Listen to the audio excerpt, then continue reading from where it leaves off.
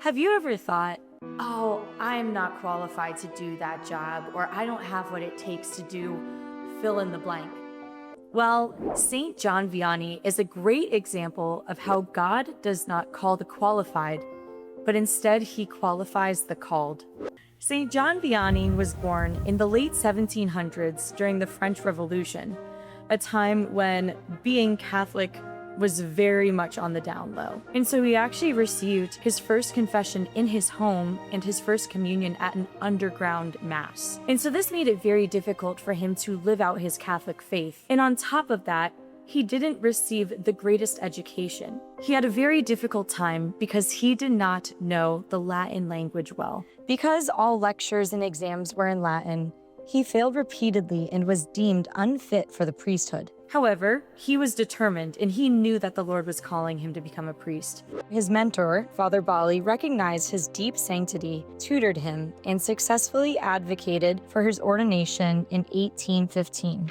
After being ordained a priest, he was sent to a small village of Ars, where there were only about 250 people living there. The people in the town of Ars were indifferent to their faith.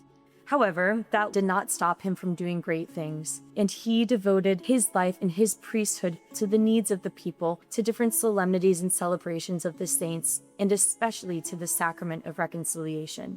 And he became such a great confessor that people would travel hours and hours just to receive the sacrament.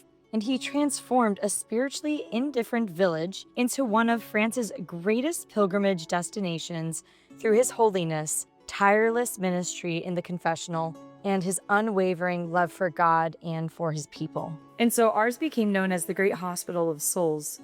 St. John Vianney told one of his penitents, "I'll tell you my recipe. I give sinners a small penance and the rest I do in their place." St. John Vianney devoted the rest of his life to his parish and especially to God. And he is known today as the patron saint of parish priests. And now we see that he was not the most qualified to be a priest. However, God still called him and gave him the graces necessary to fulfill his mission.